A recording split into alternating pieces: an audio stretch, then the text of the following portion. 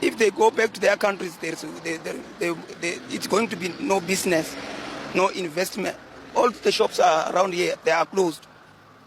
Where are people going to? Today is very quiet. There's no any business. There's no any business at all. The shops, they are closed. Even if you can see by the streets here, there are nobody walking around. So I think each and every individual who is a foreigner maybe must try to visit their ambassadors, which are here in South Africa, and have the proper documents so that this economy should go up. They've been contributing much. As in, like we are talking about the business early this morning, you can see it's quiet. Now they are no there, they are no more longer there. Everything is quiet. So that indicates us that we need them here with their papers, proper documents, so that we can manage to make things right. I'm feeling very bad. I'm feel very bad because anyway so far, what is happening in other side is very good. I think immigrants, they must have a document. Yeah, because of most important people, they must be identified because of the crime. Because as maybe me, I have documented. Someone doesn't have a document, so which means it's a threat to us. Okay, they are contributing a lot to economy, but as far as I'm concerned, people, they must be here in a proper citizen, and is complaining about the impact of the protest in South Africa. He is saying there are no more customers, there are no more passengers for them to pick. They are just sitting down there doing nothing. It takes them an average of 45 minutes just to load one particular one of the bus. So he is complaining about the impact of the protest on the South African economy and their own businesses. He is saying that he felt this should have been handled differently, that there are several embassies of the different African countries in South Africa. This should have been dealt with by government to government relationship. That is what the guy is saying. The guy is also complaining about the impact of the businesses that are shut down, that the small and medium-sized businesses all over the country in South Africa are completely shut down. This showcases that the businesses are not owned by South African, that the South African economy will pay dearly for it, that the economy will feel the impact of this business being shut down. You see, that's exactly what we have been saying over the last couple of months. South Africa has no South African citizens, especially the black South Africans, have no stake in the South African economy. Most of the small and medium-sized businesses operating in South Africa are owned by African migrants or foreign migrants. The South African citizens are not investing in their own economy because they do not have the skills or they do not have the resources to run a business. This is what this man is saying. We've said this over the last couple of months, that there would be a contraction of the informal sector in South Africa. There will be a contraction in terms of the small and medium-sized businesses. All we have seen over the last couple of months is a breakdown in terms of the circular flow of income in South Africa. And this will have negative consequences on the South African economy in the next couple of quarters, which we would see. And we have said this categorically several times. All you hear from South Africa by saying, oh, we don't care, we don't benefit anything from it, and we don't own those businesses. If they want to close, let them close. But they do not understand that they are destroying the South African economy. This man is already feeling the impact. He is saying that a lot of foreigners have left the country, that as a result, business activities have slowed down. He is also saying that a lot of them will return after a couple of months. Some might not return at all. Nevertheless, everything that the man is saying is absolutely factual, because the slowdown of economic activities in South Africa will definitely impact on South Africa GDP. South Africa has not had a serious economic growth for over a decade. That is why you've seen a contraction in the economy, loss of jobs, high levels of unemployment. That is the reason people are feeling frustrated with their lives as a result of economic growth. How do you ensure economic growth if you continue to destabilize your country?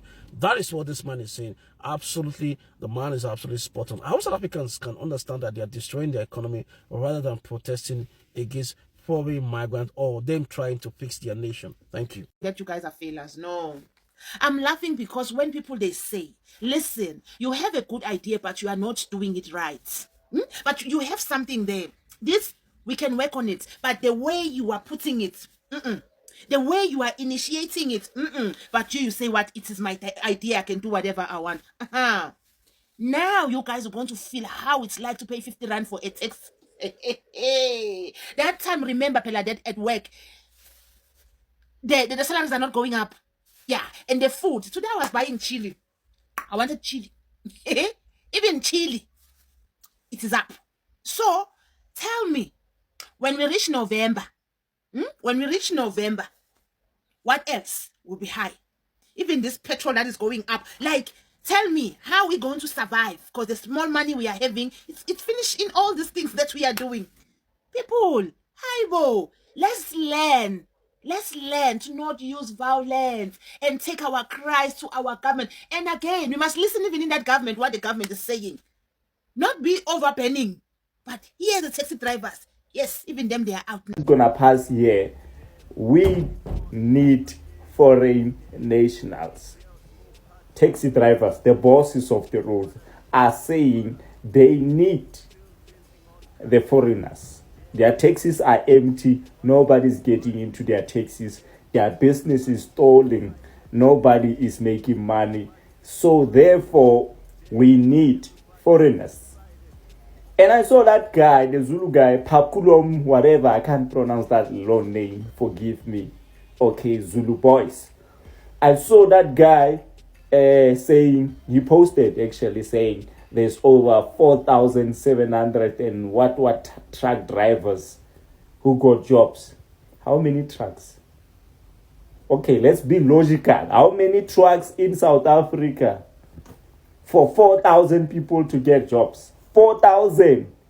So how many trucks, comrades? Let's be realistic about this. You can lie, but stop lying too much. How many trucks for 4,000 to get jobs as truck drivers? It doesn't make any logical sense. They are making up numbers, they are lying. And now the taxi drivers are like, we're not going to follow this nonsense of march and march. We are going to march to stop the march and march. So now we're going to sit back and look as to who drives the economy, the taxi drivers or the march and march. Who's going to be able to stand tall and say, enough with this nonsense of Nguni wars. We don't want to fight these people. They look like us. They use our taxis and all that. So tell me what you think about that, man. Guys, you've watched the video. You've listened to what South Africans have to say. Those are South Africans taxi driver. According to them, foreigners, they need foreigners more than how foreigners need them. Because without foreigners now, they cannot make money. They cannot eat. They cannot pay their bills. Imagine.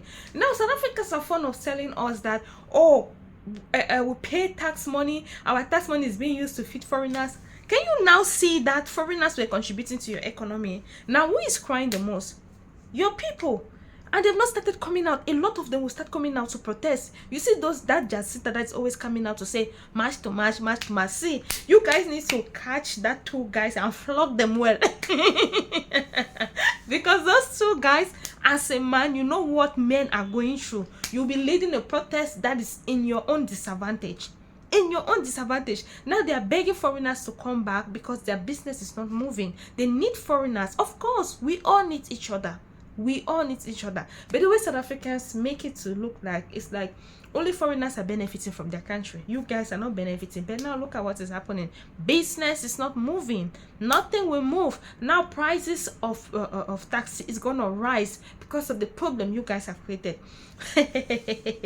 South Africans, you guys are so funny.